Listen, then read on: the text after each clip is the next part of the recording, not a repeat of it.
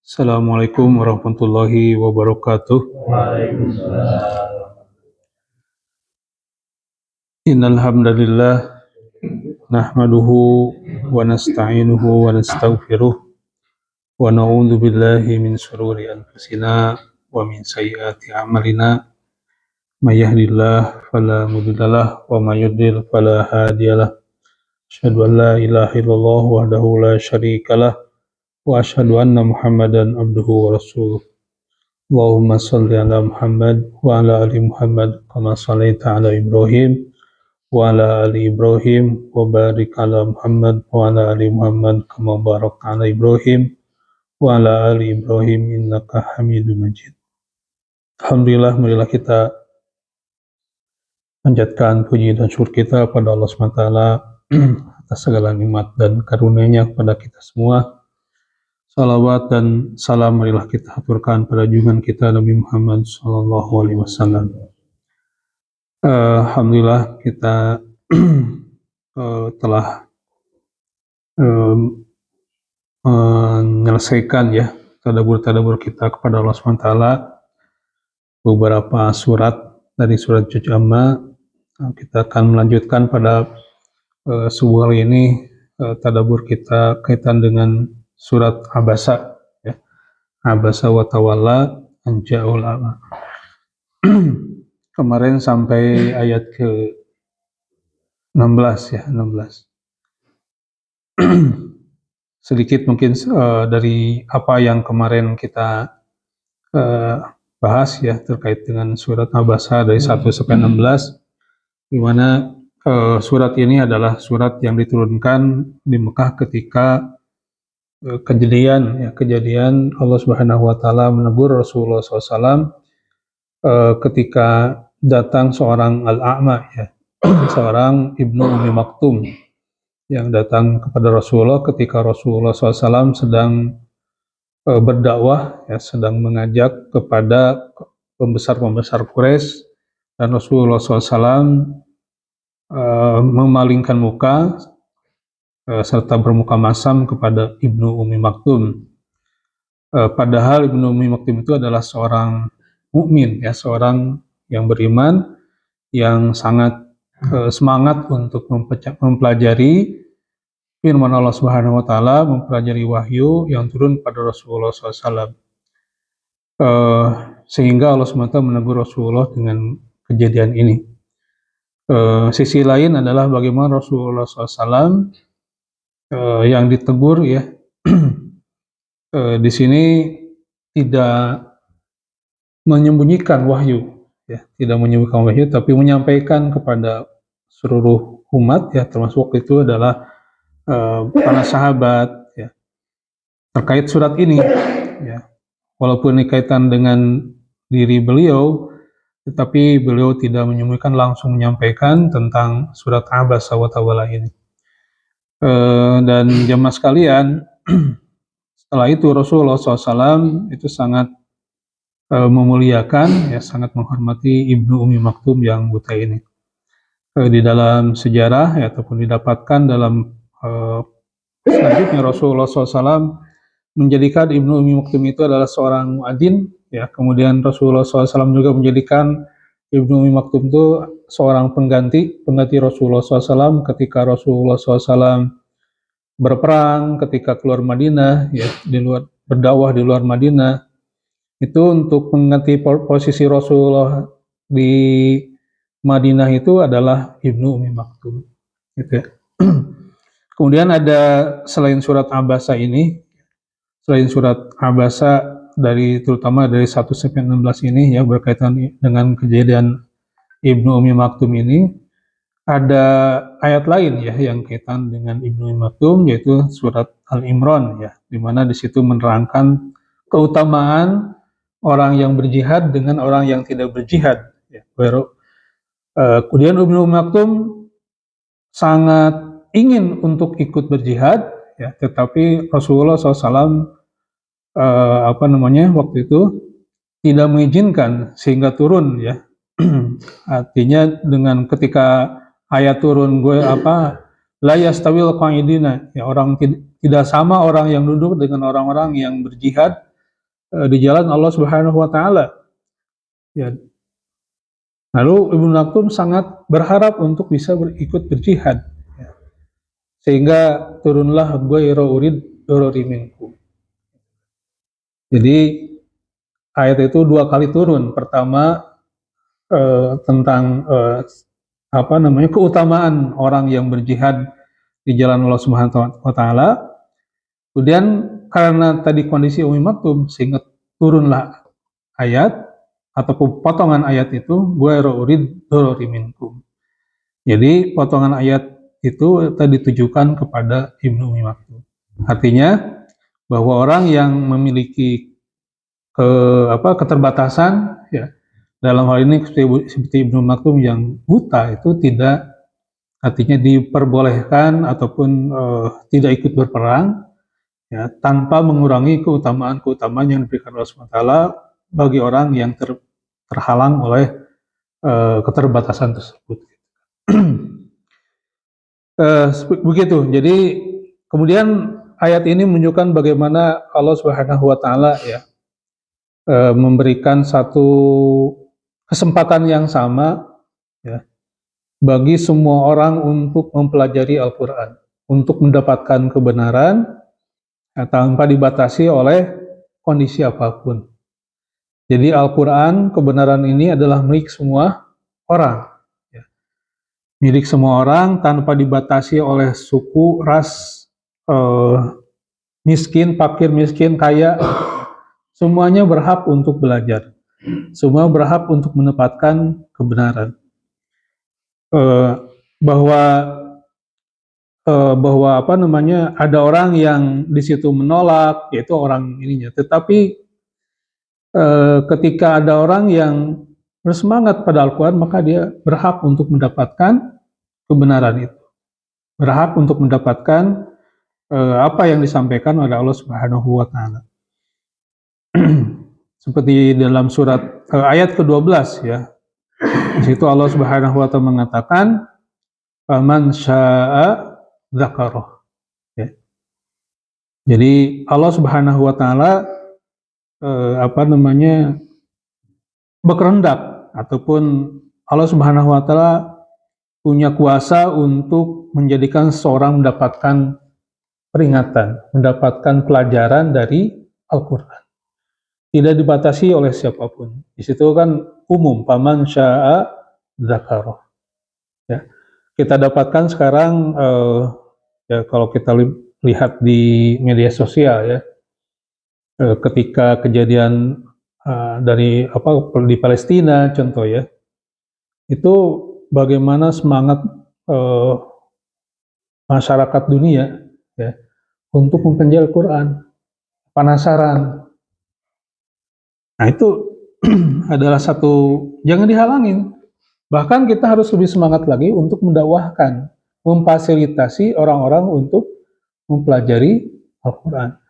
Jadi dengan fenomena masyarakat Gaza terutama menghadapi cobaan, menghadapi serangan dari Israel yang babi buta, bagaimana kekuatan mereka? Apa sih yang dibalik kekuatan diri mereka? Ini membuat penasaran warga dunia, ya, termasuk yang tidak beriman selama ini. Gitu. Karena inilah yang memang diperlukan oleh masyarakat dunia, ya, yang mana di sini manusia itu sangat rapuh. Ya, banyak bagaimana kita mendapatkan orang kejadian bunuh diri, putus asa, kemudian ya gampang putus dan sebagainya, permasalahan mental. Ya. Tetapi bagaimana orang-orang Gaza itu, orang-orang Palestina menghadapi serangan Israel yang membabi buta, tetap bertahan, gitu kan, tetap bertahan dan bisa menghadapi itu dengan baik, gitu kan. Keluarga, anak, istri, dan semua, gitu kan, dihadapkan pada mereka menghadapi kematian dan sebagainya. Kemudian rasa sakit yang diderita, ya. Kemudian kondisi rumah, lingkungan yang begitu memprihatinkan, ya, tapi mereka tetap, gitu kan. Bahkan kita dapatkan bagaimana mereka bahkan menunjukkan ketabahan, menunjukkan bagaimana ketawakalan mereka kepada Allah Subhanahu wa taala, ya. Bahkan banyak kita mendapatkan justru ada ibu yang bukan bergembira, bangga dengan anaknya, ya, yang syahid, ya. Dengan keyakinan itu, eh, ya mereka tidak merah dan makan semangat, gitu. Tidak sampai sekarang justru eh, kalau dari Oktober itu kan udah lebih 1 tahun. Nah, kalau kita hitung dari tahun 48 itu udah sekian tahun, dan kita juga hitung dari sebelum-sebelumnya, ya, sebelum Nakbah itu juga sudah terjadi walaupun tidak segencar ini, gitu. Munculnya dulu Izzuddin Al-Qassam itu kan sebelum 48 perlawanan itu. Itu berapa kuatnya mereka, gitu kan, berhadapan dengan kekuatan Israel yang notabene adalah kekuatan terkuat di dunia. Dan serangan mereka sudah di luar kendali, dan memang mereka sengaja untuk menghapuskan warga Palestina dari wilayah-wilayah yang mereka uh, duduki selama ini. Bahkan itu adalah tanah-tanah mereka yang Israel rampas. Mereka bisa menghadapi dengan sekuat itu. Bagaimana kita mendapatkan tahanan-tahanan yang ditahan oleh antara Hamas, gitu kan? Yang mereka mendapatkan kedamaian, dan mereka mendapatkan ketika pulang dari tahanan itu mental mereka justru bagus, gitu kan. Bahkan dan sebelumnya ya kita mendapatkan keluarga perdana menteri ya, atau keluarga kerajaan yang masuk Islam kan ya, bibinya siapa itu yang disandra di Palestina. Orang Inggris itu berusaha bagaimana membebaskannya, tetapi ketika dibebaskan ternyata dia sudah meluk Islam. Nah, seperti itu. Jadi fenomena manusia seperti itu membuat orang penasaran, kira-kira di balik itu apa? Nah, itu kan terjadi semangat untuk bagaimana mempelajari Al-Quran. Ya, kita mendapatkan bagaimana seorang yang bertato gitu kan, orang Amerika itu, dia membaca Al-Quran semalam tamat ya. Ya tentunya bukan baca ininya, tetapi baca versi bahasa Inggrisnya. Ya, tamat sampai tamat, penasaran gitu kan terhadap Al-Quran. Dan banyak lagi. Jadi ini Allah Subhanahu wa taala di dalam ayat ke-12 itu paman syaa dzakar. Jadi Allah Subhanahu berkehendak terhadap orang, ya, siapa saja yang menjadikan Al-Qur'an ini sebagai pengingatnya, ya, sebagai pembelajaran buatnya. Ini Bapak sekalian, dari ayat 1 sampai 16 ini Allah Subhanahu wa taala menunjukkan tentang kebesarannya, menunjukkan tentang standar nilai, ya, standar nilai ketika bagaimana berinteraksi, kemudian menunjukkan bahwa sesungguhnya Al-Quran ini adalah rahmatan lil alamin, ya, bahwa Al-Quran ini semua orang berhak untuk mendapatkan hidayah, mendapatkan kebaikan dari Al-Quran ini. Itu mungkin sedikit dari kemarin ya. Kemudian kita lanjutkan ke ayat 17. A'udzubillahi minasyaitonir rajim. Qutilal insanu ma akfarah.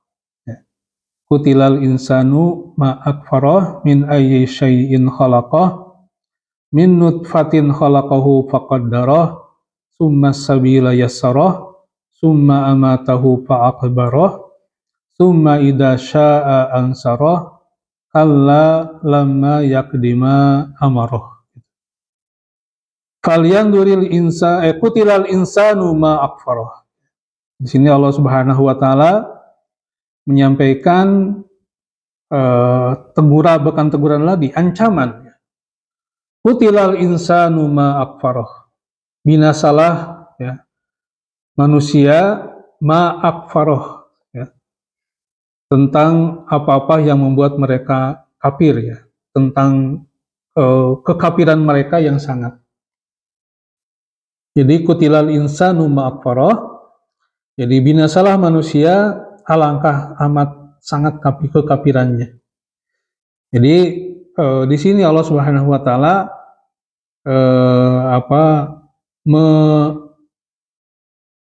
mengecam, ya, mengecam manusia tentang kekafiran mereka, artinya ini adalah satu ungkapan kalau eh, bahasa Sunda nama kacida teuing lah manusia teh. Kenapa? Allah Subhanahu wa taala melihat di sini mengingatkan min ayyi syai'in khalaqah. Dari apa Allah menciptakannya gitu kan.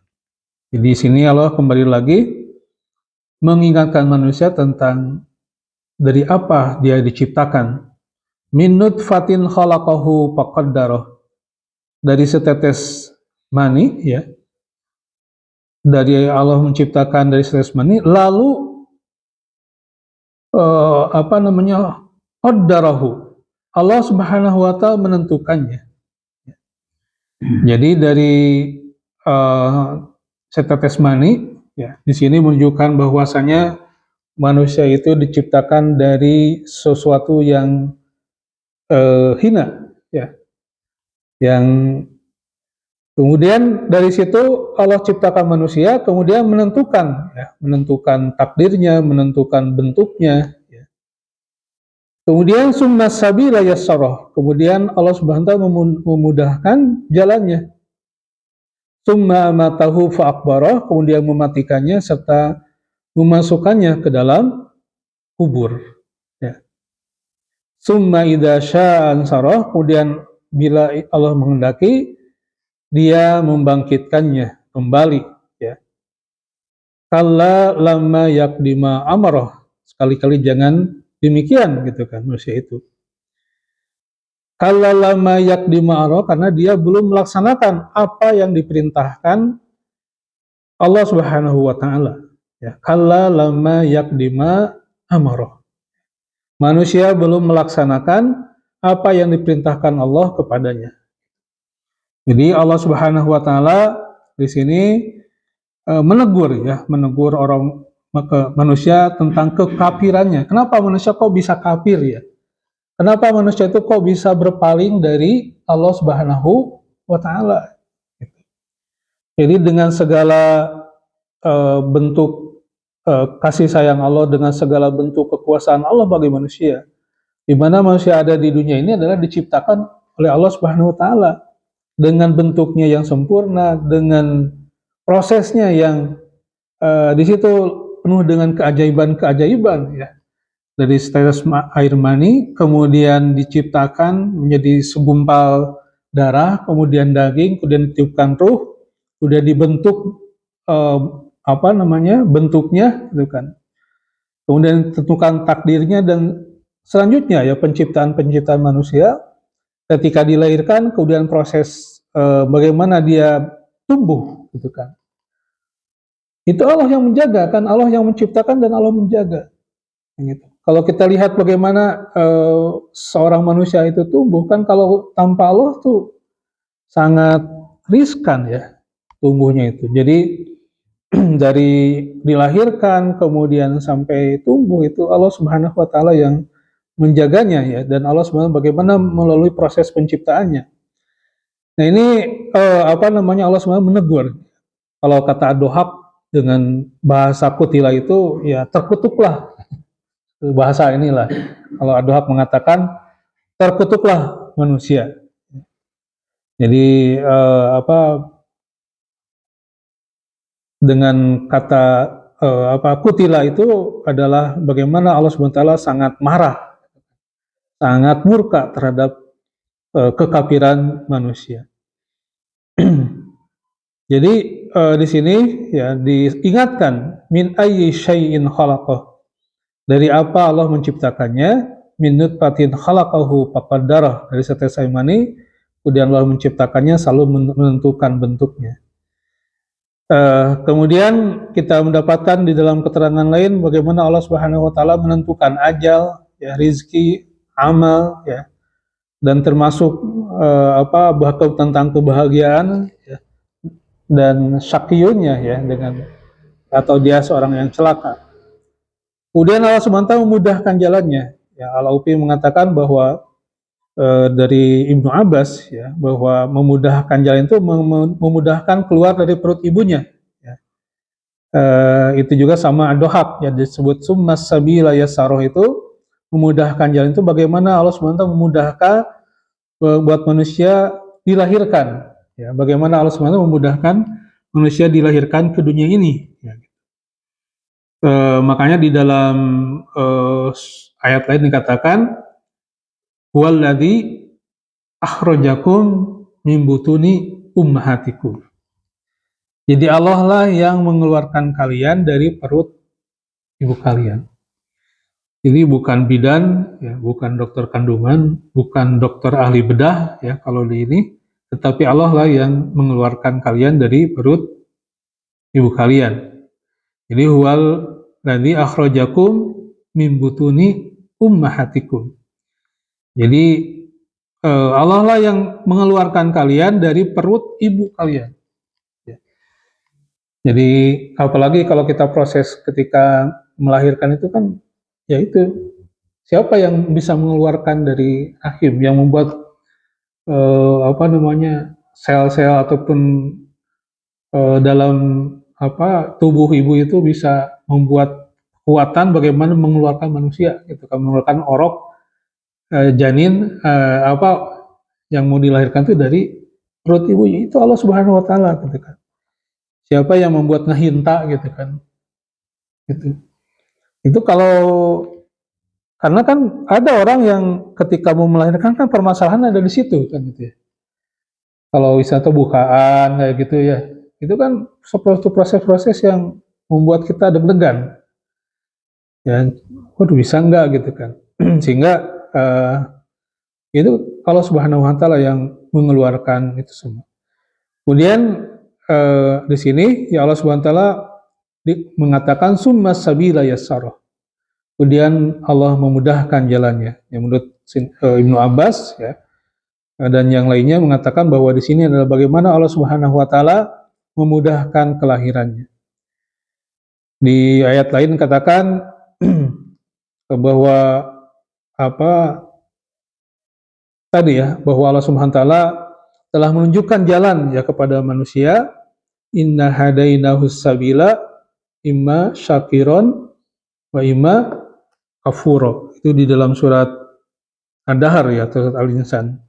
Jadi Allah lah yang telah menunjukkan jalan yang lurus. Jadi selain tadi Allah memudahkan jalan keluar dari perut ibu ya di malak bayang, kemudian Allah juga yang telah menunjukkan jalan ya. Inna hadainahus sabila imma syakiron wa imma kafuro. Allah lah yang menunjukkan jalan, siapa orang yang bersyukur, kemudian ada pula orang yang kafir ya dari petunjuk Allah Subhanahu Wa Taala. Bahwasanya Allah telah menerangkan kepadanya jalan yang lurus ya, dan telah kami menjelaskannya kepadanya dan memudahkan bagi manusia untuk mengamalkannya. Ini. Jadi di sini dari ayat summas sabila yassarah ya, bahwa pengertian jalan di sini baik itu ketika dilahirkan, kemudian baik ketika menghadapi kehidupan. Allah Subhanahu wa Ta'ala telah memudahkan ya, telah memudahkan jalan manusia. Jadi gak perlu lagi hese capek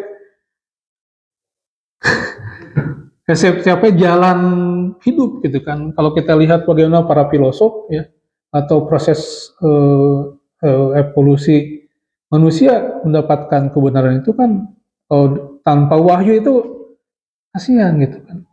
Ini udah ada Al-Quran gitu, udah ada petunjuk, sudah tinggal baca aja, terus tinggal makan gitu ya. Maka di sini di ayat 3 surat Al-Insan itu inna hadainahus sabila, bahwasanya kami telah menunjukkan jalan ya. Tetapi orang itu ataupun manusia itu ada yang bersyukur, ada juga yang kufur. Jadi petunjuk hidup manusia itu sudah ada ya, bahwa itu Al-Quran. Jadi Allah SWT telah memudahkan hidup kita itu diberikan petunjuk ya, petunjuk supaya tidak tersesat ya. Pertanyaan-pertanyaan tentang siapa kita gitu kan, udah untuk apa kita hidup di dunia dan akan kemana, itu sudah terjawab di dalam petunjuk yang diberikan oleh Allah SWT di dalam Al-Quran dan As-Sunnah, ya. Tinggal kita mempelajarinya, Eh, tidak perlu susah-susah lagi gitu kan untuk bagaimana mencari kebenaran, mencari jalan yang lurus, yang benar dalam hidup ini. Ya tinggal udah baca kembali kepada Al-Quran, ya, pada eh, petunjuk ini. Di dalam ayat lain dikatakan bahwa bahwa Allah Subhanahu Wa Taala itu tidak menciptakan manusia itu abasan, ya, sia-sia, dibiarkan begitu saja. Tapi Allah Subhanahu Wa Taala memberikan petunjuk hidup kepada manusia itu sendiri dengan wahyu Allah Subhanahu Wa Taala. Kemudian kita juga mendapatkan bagaimana Allah Subhanahu Wa Taala memberikan kepada kita insting, ya, berijah seperti itu. Kemudian Allah Subhanahu Wa Taala memberikan kepada kita naluri-naluri, ya, yang mana kalau kita lihat bahwa naluri manusia itu sebenarnya itu salah satu perangkat, ya, untuk bagaimana menghadapi hidup, bagaimana menjalani kehidupan ini. Dan itu semua yang memberikan adalah Allah Subhanahu Wa Taala, bukan yang lain. Jadi salah kalau kita mencoba untuk mencari-cari, baik itu dengan pendekatan-pendekatan yang eksperimen, ataupun apalagi dengan pendekatan yang yang di luar nalar gitu, ya, dengan keyakinan ataupun ilham-ilham yang tidak berdasar. Sains dan teknologi itu untuk mendukung, ya, mendukung keyakinan kita, mendukung kebenaran kita yang kita anut. Jadi menguatkan. Jadi tidak ada pertentangan, ya, antara ilmu pengetahuan dengan Al-Quran. Kemudian tidak ada larangan untuk kita untuk meningkatkan, ya, pengetahuan kita, pemahaman kita terhadap alam dan sebagainya. Makanya ada perintah tafakkaru fi khalqillah. Berpikirlah kalian tentang makhluk-makhluk Allah Subhanahu Wa Taala, ya. Berpikirlah kalian, carilah ilmu, itu kan, untuk mendapatkan kebaikan-kebaikan, dan dari situ akan menguatkan petunjuk Allah Subhanahu Wa Taala, ya, gitu. Jadi adanya pengetahuan itu untuk menguatkan, ya, menguatkan kebenaran, sebagaimana dilakukan oleh Nabi Ibrahim, ya. Jadi bagaimana menguatkan ketauhidan itu dengan mentadaburi alam, ya, mentadaburi alam semesta, kemudian dari situ menguatkan. Di dalam ayat dikatakan bahwa di situ Nabi Ibrahim alaihissalam bagaimana dia menguatkan ketauhidannya dengan melakukan tadabur terhadap alam semesta, tadabur terhadap makhluk Allah SWT. Dan di situ Nabi Ibrahim mendapatkan bahwa tiada yang kekal, tiada yang sempurna, tiada yang berkuasa kecuali hanya Allah Subhanahu Wa Taala. Menurut pendapat lain mengatakan bahwa apa yang dilakukan Nabi Ibrahim tidak hanya semata untuk menguatkan ketauhidannya kepada Allah SWT, tetapi lebih daripada itu adalah bagaimana Nabi Ibrahim mengajarkan kepada manusia tentang kekuasaan Allah Subhanahu Wa Taala dibandingkan dengan makhluk ciptaannya yang saat itu diagung-agungkan, yang saat itu dijadikan sebagai Tuhan. Gitu.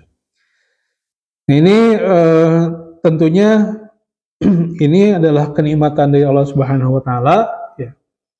Sehingga Allah Subhanahu Wa Taala juga menakatkan atau disampaikan di dalam firman lain bahwa Allah Subhanahu Wa Taala laqad mannallah, ya, bahasanya itu. Allah telah memberikan kenikmatan kepada kalian dengan diutusnya Rasul.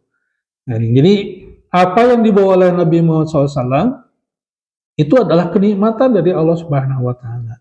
Ya, kenapa nikmat? Ya karena itu adalah petunjuk hidup yang membuat kita menuju kepada kebahagiaan dunia akhirat, membawa manusia kepada keselamatan, ya, keselamatan dunia akhirat. Dan itu adalah suatu kenikmatan, Jadi tinggal baca, tinggal pahami, ya, tidak perlu mencari-cari yang lain. Ketika kita mendapatkan pencarian yang lain, kebenaran yang lain, ya, maka itu adalah menguatkan kebenaran yang kita miliki. Gitu kan. Jadi inna hadainahus sabila imma syakiron wa imma kafur. Sesungguhnya kami telah menunjukkan yang lurus, ada yang bersyukur dan ada juga yang kafir. Kemudian Allah Subhanahu wa taala setelah tadi menyampaikan atau mengingatkan manusia tentang hal ihwal penciptaannya, bagaimana proses manusia diciptakan dan bagaimana Allah Subhanahu wa taala memudahkan proses dilahirkannya manusia, dan kemudian Allah Subhanahu wa taala menerangkan bahwa Allah telah mempermudah hidup, ya, jalan hidup manusia, ya. Kemudian Allah Subhanahu wa taala menyatakan bahwa summa amatahu fa'akbaruh. Kemudian Allah Subhanahu wa taala akan mematikan manusia itu dan memasukkannya ke dalam kubur. Ya. Jadi di sini kembali Allah Subhanahu wa taala mengingatkan manusia bahwa manusia akan mati dan akan dikubur. Ya, ini kita sering mendapatkan gambaran-gambaran, ya, atau video-video bagaimana proses hidup manusia, ya, dari mulai dilahirkan, kemudian tumbuh, kemudian nanti balik lagi seperti ini, kemudian akhirnya dikubur. Gitu. Jadi tidak kemana-mana ternyata hidup ini, ya, akhirnya ke kuburan juga, gitu kan. Ini diingatkan oleh Allah Subhanahu wa taala. Makanya setelah tadi Allah SWT mengingatkan ini, pantas kalau Allah SWT sangat murka. Ya. Bagaimana manusia ini sudah diberikan banyak kemudahan-kemudahan, kenikmatan, kemudian mereka malah malah kafir, ya, malah mengingkari Allah Subhanahu wa taala. Ini. Summa amatahu fa'akbarah. Kemudian Allah Subhanahu wa taala mematikan manusia itu, kemudian dimasukkan ke dalam kubur, ya.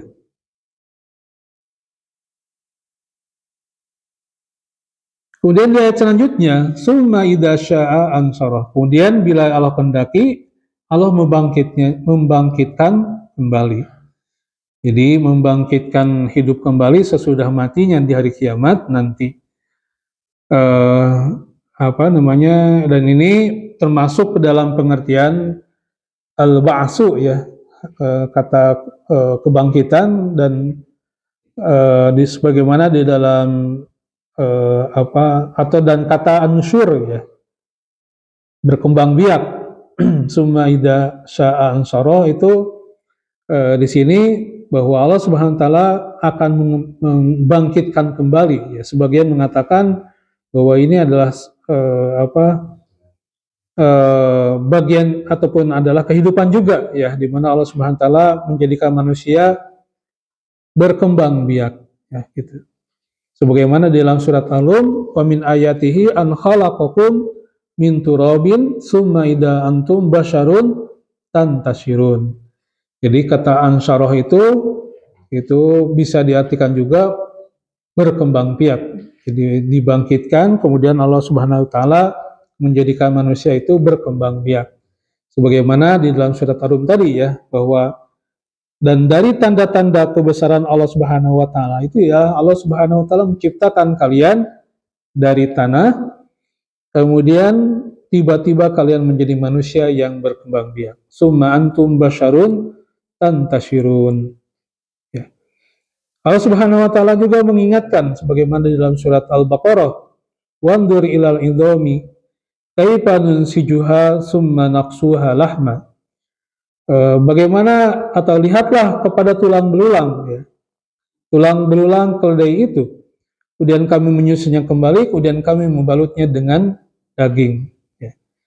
Ini adalah Allah SWT merangsang kita untuk berpikir, untuk bertadaburi bagaimana Allah SWT menjadikan tubuh kita atau menjadikan bisa berkehendak, ya, berkuasa atas segala sesuatu. Di mana tulang belulang, ya, yang telah berantakan kemudian Allah bisa kumpulkan kembali, kemudian dibalut dengan daging. Kemudian di ayat selanjutnya, kalla lamma yaqdima amaroh. Ya. Sekali-kali manusia jangan demikian, ya. Jangan begitu. Lamma yaqdima amaroh, di mana manusia belum melaksanakan apa yang diperintahkan Allah kepadanya. Ibnu Jarir At-Tabari mengatakan bahwa firman Allah kalla di sini ya dengan kata-kata kalla itu bahwa permasalahannya itu tidak seperti apa yang dikatakan oleh manusia yang kafir itu, bahwa dia telah menunaikan hak Allah yang ada pada dirinya dan harta. Ya, jadi mereka merasa ya bahwa mereka telah kalau kata Ibnu Jarir bahwa orang kafir itu merasa bahwa dia telah menunaikan hak Allah ya dalam dirinya dan harta bendanya, tetapi sebenarnya mereka tidak melaksanakan hak Allah Subhanahu wa taala, perintah Allah itu berupa keimanan kepada Allah Subhanahu wa taala. Kalla lamma yaqdima amarah, ya, bahwa manusia itu belum melaksanakan apa yang diperintahkan Allah kepadanya. Yaitu manusia belum melaksanakan syariat-syariat Allah Subhanahu wa taala. Ya. Jadi manusia belum menunaikan semua apa yang dipardukan atas dirinya, apa yang telah ditaklifkan, apa yang telah diwajibkan atas diri manusia. Kalla lamma yaqdimu amra. Jadi di sini Allah Subhanahu wa taala membuat satu atau menentukan ataupun menetapkan bahwa manusia memiliki kewajiban yaitu melaksanakan perintah-perintah Allah Subhanahu wa taala.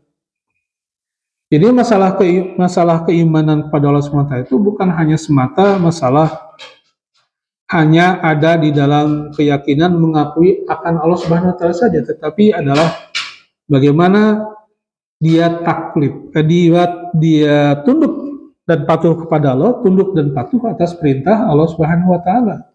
Apakah dia sudah melaksanakannya atau belum?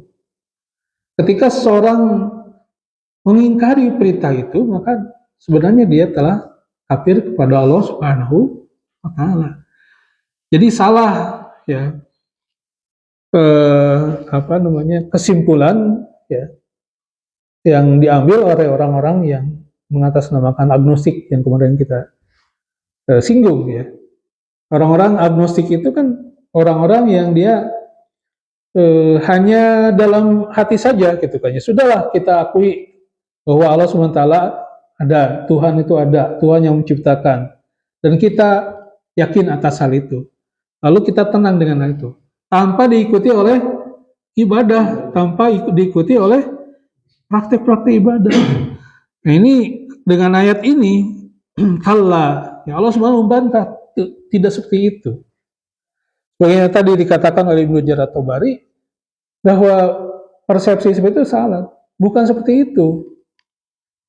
Jadi keimanan kepada Allah Subhanahu wa taala itu bukan hanya sekedar masalah keyakinan saja, tetapi adalah bagaimana dia menghambakan diri kepada Allah Subhanahu wa taala, bagaimana dia taat dan patuh atas perintah Allah Subhanahu wa taala. Kalla lamma yaqdima amaroh. Nah ini teguran, peringatan Allah Subhanahu wa taala. Orang-orang kafir Quraisy saat itu kan sebagaimana disampaikan di dalam ayat jika kalian ya, walain sa'altahum ya, jika kalian bertanya kepada mereka siapa yang menciptakan langit dan bumi, tentu mereka mengatakan Allah. Ya. La yaqulun Allah. Kemudian kenapa mereka lalu dikatakan kafir ya? Karena menolak. Ketika diperintahkan, ketika disuruh untuk Rasulullah SAW menyampaikan bahwa saya adalah utusan Allah, mereka mengingkarinya. Mereka menolak apa yang dibawa oleh Rasulullah SAW. Nah ini tentunya adalah pelajaran buat kita bahwa berimannya seorang pada Allah SWT itu adalah tidak hanya sekedar beriman, tetapi lebih dari itu adalah bagaimana dia bisa menjalankan perintah-perintah Allah Subhanahu wa taala. Itu kalla lama yakdima amar. Jadi manusia belum menjalankan apa yang telah Allah perintahkan. Bahwa manusia belum melaksanakan apa yang diperintahkan Allah kepada. Kalla lama yakdima amar. Nah, perintah Allah itu ya kita apa saja, yaitu mentauhidkan Allah, kemudian beribadah kepada Allah sesuai dengan apa yang dicontohkan oleh Rasulullah SAW dan yang lainnya, syariat-syariat Allah Subhanahu Wa Taala, ya, patokan-patokan Allah Subhanahu Wa Taala, ya, itu yang Allah perintahkan pada kita. Nanti kita dapatkan gitu kan tentang bagaimana Allah Subhanahu Wa Taala ya, memberikan perintah yang sesungguhnya di dalamnya adalah petunjuk Allah Subhanahu Wa Taala. Jadi tidaklah Allah Subhanahu Wa Taala memerintahkan manusia ya kecuali itu adalah untuk kebaikan manusia itu sendiri, untuk kemudahan hidup, untuk petunjuk hidup manusia. Ini disampaikan oleh Allah SWT, ini adalah teguran, sekali-kali jangan demikian dengan memakai kata kalla. Itu adalah ungkapan yang menunjukkan satu peringatan ya, bahwa kita sekali-kali jangan melakukan kalla lama. Sekali-kali jangan demikian. Jangan demikian manusia itu, karena apa? Lama yakdi ma'amar. Karena dia belum melaksanakan apa yang diperintahkan Allah Subhanahu wa taala. Kalau kita lihat ya, Bapak sekalian, perintah-perintah Allah Subhanahu wa taala dalam kehidupan ya, itu adalah memang fitrah buat manusia ya. Ya, seperti permasalahan sosial ya, permasalahan sosial yang ada di kita, di tengah-tengah manusia itu karena mereka menjalankan ataupun tidak melaksanakan perintah Allah. Contoh apa? Contoh tentang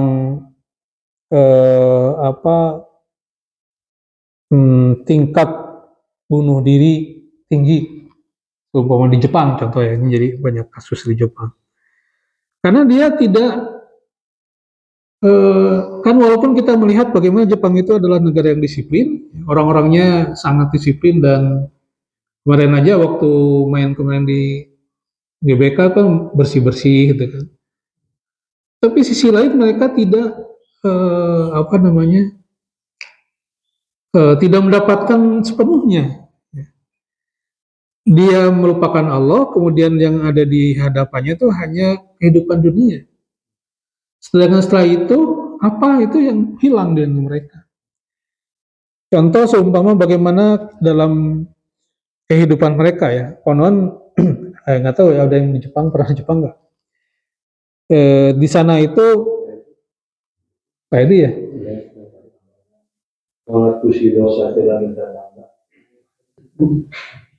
Jadi kerjanya itu tinggi itu 24 jam. Jadi mereka tuh 9 to 9. Jadi berangkat jam 9, selesai jam 9 malam. Gitu. Dan luar biasa kan. Kemudian setelah itu mereka berkumpul minum-minum sake. Sana sake mah ya peuyeum kuningan. Jadi minum-minum ya sama kelompoknya, kemudian besok langsung masuk ke jadabi. Terus itu.